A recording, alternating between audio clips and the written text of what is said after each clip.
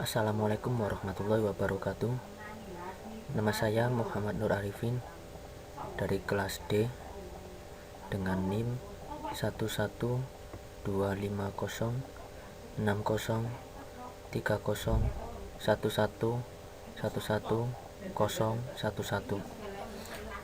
Saya akan menjelaskan komunikasi nirkabel, yaitu tentang sistem komunikasi bergerak.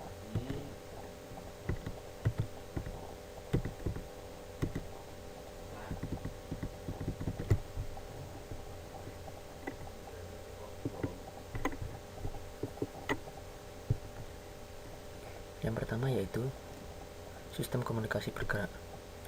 Kemajuan teknologi telah menghasilkan berbagai perangkat komunikasi yang mutakhir. Jaringan komunikasi kabel dirasakan membatasi ruang gerak manusia dan mobilitasnya, sehingga akhirnya muncul komunikasi wireless bergerak atau mobile. Komunikasi wireless menjadi populer karena infrastruktur kabel yang belum memadai di berbagai negara pada saat itu. Fakta inilah yang dimanfaatkan untuk langsung ke komunikasi wireless. Evolusi GSM. Teknologi GSM memiliki karakteristik yang dapat menangani suara secara efisien, namun memiliki keterbatasan dalam kemampuan transfer data aplikasi internet. Untuk memecahkan masalah tersebut, maka dibutuhkan teknologi paket data. Untuk GSM menggunakan paket switched connection. Paket data untuk GSM diperkenalkan pertama kali dengan diluncurkannya General Packet Radio Service atau GPRS. Pengembangan teknologi GPRS di atas GSM dapat dilakukan secara efektif tanpa menghilangkan infrastruktur lama, yaitu dengan menambahkan beberapa hardware dan upgrade software pada terminal dan server GSM. Teknologi GPRS memiliki 3 fitur keunggulan, yaitu yang pertama, always online. GPRS menghilangkan mekanisme dial kepada pengguna pada saat ingin mengakses data, sehingga dikatakan GPRS selalu online karena transfer data dikirim berupa paket dan tidak bergantung pada waktu koneksi. Yang kedua yaitu an upgrade to existing networks, GSM dan TDMA. Adopsi sistem GPRS tidak perlu menghilangkan sistem lama, karena GPRS dijalankan di atas infrastruktur yang sudah ada. Yang ketiga, yaitu an integral part of EDGE and WCDMA. GPRS merupakan inti dari mekanisme pengiriman paket data untuk teknologi 3G selanjutnya. EDGE dan WCDMA merupakan langkah selanjutnya dari migrasi GSM setelah diterapkannya GPRS. EDGE merupakan migrasi GSM yang paling efisien untuk menuju ke generasi ketiga atau 3G. EDGE tidak mengubah dan mengganti infrastruktur yang lama karena EDGE tetap menggunakan mekanisme transfer data GSM atau GPRS. EDGE dikonsentrasikan pada pengembangan kapasitas dan efisiensi transfer data dengan memperkenalkan skema coding pada data yang dapat menyebabkan setiap time slot data mentransfer data lebih banyak dan dapat menghasilkan kecepatan transfer data yang meningkat pula secara signifikan. Evolusi TDMA. Dalam TDMA atau Time Division Multiple Access, teknologi paket data telah diperkenalkan dalam bentuk seluler digital paket data atau CDPD pada tahun 1992 seperti GPRS.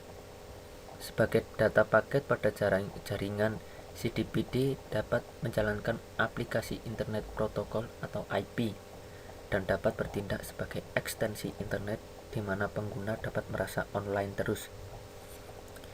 Migrasi TDMA atau CDPD ke teknologi generasi 3 atau 3G mengarah kepada teknologi Edge. GSM dan TDMA adalah dua teknologi jaringan wireless yang memiliki kesamaan karena keduanya menggunakan teknologi TDMA. Pengguna pada kedua jaringan dapat saling berinterkoneksi. Untuk itu dibutuhkan dua versi teknologi Edge, yaitu dengan struktur kanal TDMA dan kanal GSM. Meskipun begitu, kedua versi Edge masih saling kompatibel dan tetap dapat saling berhubungan. Berikutnya yaitu evolusi CDMA1. Teknologi CDMA1 bermigrasi ke teknologi 3G menuju ke CDMA 2000. Visi utama dari CDMA 2000 adalah untuk menerapkan arsitektur jaringan yang berbasis IETF IP atau Mobile IP. Dengan Mobile IP, akses internet menggunakan perangkat seluler akan menjadi sangat fleksibel. Kita dapat memilih static atau dynamic IP address. Dengan menggunakan WLAN cards dan CDMA 2000 radio card, kita dapat mengakses internet menggunakan IP address yang sama ketika kita bergerak. Berikutnya adalah evolusi PDC. Terjadinya migrasi PDC ke teknologi 3G di Jepang yang berlangsung sangat cepat dan meninggalkan negara-negara lain. Operator jaringan wireless di Jepang akhirnya mengadopsi teknologi dan layanan WCDMA. Global System for Mobile Communication atau GSM. GSM berbeda signifikan dari pendahulunya dalam hal sinyal dan jalur percakapan yang sudah digital.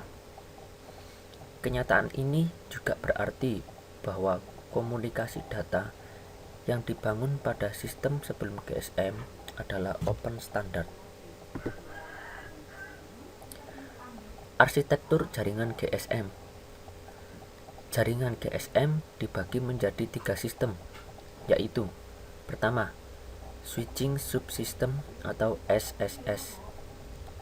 Tugasnya adalah mengatur komunikasi antar pelanggan GSM. SSS inilah yang mengatur hubungan seluler antar pelanggan Telkomsel dan atau dari operator lain. Kedua yaitu Base Station System atau BSS.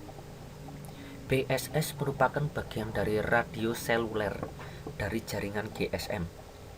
Dalam network GSM, radio seluler merupakan elemen utama karena komunikasi ditransmit melalui frekuensi radio. BSS sendiri dibagi menjadi 3, yaitu BSC, BTS, dan TRAU. Yang ketiga yaitu Operation Maintenance System atau OMS. Operation Maintenance Center bertugas melakukan pengawasan performansi jaringan BSS dan SSS. General Packet Radio Services atau GPRS. GPRS adalah layanan data bergerak yang dapat diakses pengguna mobile phone yang berbasis GSM. GPRS sering diklasifikasikan sebagai 2,5G atau generasi ke-2,5, yaitu teknologi mobile teleponi antara generasi kedua dan generasi ketiga. GPRS menyediakan transfer data kecepatan sedang. GPRS diintegrasikan dengan GSM standar rilis, mulai rilis 97 dan selanjutnya. Pada awalnya distandarisasi oleh ETSI, tapi sekarang sudah ditangani oleh 3GPP. Kelas kemampuan GPRS. Yang pertama yaitu kelas A. dapat terhubung dengan layanan GPRS dan layanan GSM pada saat yang sama. Saat ini belum ada perangkat GPRS di kelas ini. Kedua yaitu kelas B, dapat terhubung dengan layanan GPRS dan layanan GSM, tetapi hanya salah satu saja pada satu waktu. Selama layanan GSM berlangsung, layanan GPRS ditunda, kemudian akan dilanjutkan setelah layanan GSM selesai. Sebagian besar perangkat GPRS mobile adalah kelas B. Ketiga yaitu kelas C, terhubung dengan layanan GPRS atau layanan GSM, tetapi harus dipilih secara manual antara satu dengan yang lainnya. Kelas GPRS multislot. Kelas GPRS multislot yang paling umum adalah kelas 2, kelas 4, kelas 6, kelas 8, kelas 10, dan kelas 12. Kode Division Multiple Access atau CDMA. CDMA adalah bentuk multiplexing dan sebuah cara multiple access yang tidak membagi channel berdasarkan waktu atau frekuensi, tetapi mengkodekan data dengan kode tertentu digabungkan dengan sebuah channel dan menggunakan interferensi konstruktif sinyal medium untuk melakukan multiplexing. CDMA menggunakan sistem telepon seluler digital. Berikutnya adalah internet bergerak. Internet bergerak atau mobile internet adalah hasil konvergensi dari teknologi konvensional dan teknologi telepon bergerak. Perkembangan teknologi internet bergerak berjalan seiring dengan kemajuan teknologi transfer data di atas jaringan wireless. Pada dasarnya, mobile internet tergantung dari 3 faktor utama. Yang pertama yaitu ketersediaan aplikasi dan konten. Kedua, ketersediaan perangkat pendukung dengan harga terjangkau. Ketiga, kemudahan penggunaan dan kemampuan koneksi. Elemen penting yang akan menjadi kelebihan internet bergerak dibandingkan dengan internet konvensional dan akan diterapkan pada aplikasi-aplikasinya adalah: pertama, personalisasi atau personalization. Personalisasi dari aplikasi wireless dibangun agar aplikasi menjadi user-centric dan location-centric sebagai kebalikan teknologi-centric, yang berarti pengguna log on ke internet maka preference pengguna akan teraktivasi. Dengan preference aplikasi kemudian dapat dikustomisasi sesuai dengan kebutuhan pengguna. Kedua yaitu selalu online atau always online. Kondisi selalu online adalah dampak dari pengguna teknologi paket data seperti GPRS yang menghilangkan prosedur dial-up untuk akses internet. Dengan selalu online, maka hubungan pengguna dengan server akan semakin dekat. Ketiga yaitu mobilitas pengguna atau mobility. Pengguna akan dapat menikmati aplikasi akses internet bergerak yang mudah digunakan namun sangat powerful, dalam arti dengan usaha sedikit memberi hasil yang sangat besar. Hal ini mendukung mobilitas pengguna ketika menggunakan perangkat mobilenya. Arsitektur WAP. WAP dirancang pertama kali sebagai protokol komunikasi bergerak yang tidak bergantung pada perangkat dan sistem tertentu. WAP dirancang sebagai bagian dari sistem 3G di masa depan seperti halnya Bluetooth dan GPRS. WAP merupakan protokol komunikasi bergerak yang terdiri dari beberapa layer dan dapat dijalankan pada sistem jaringan apapun yang digunakan. WAP diciptakan sebagai protokol untuk komunikasi data jaringan wireless dengan latar belakang 3 pertimbangan, yaitu yang pertama kondisi pasar pengguna, yaitu karakter pasar yang berbeda dengan pelanggan fixed internet. Dalam internet bergerak, pengguna tidak akan melakukan surfing dan penggunaannya akan lebih user-centric dan situation-centric. Kedua, jaringan, yaitu karakter kecepatan data jaringan wireless yang rendah dan delay tinggi.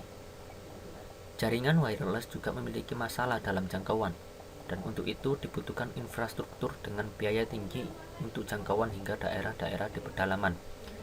Ketiga yaitu perangkat pendukung WAP, yaitu perangkat pendukung yang biasanya berkarakter tampilan layar kecil dan kekuatan prosesor yang rendah. Terima kasih atas perhatiannya. Wassalamualaikum warahmatullahi wabarakatuh.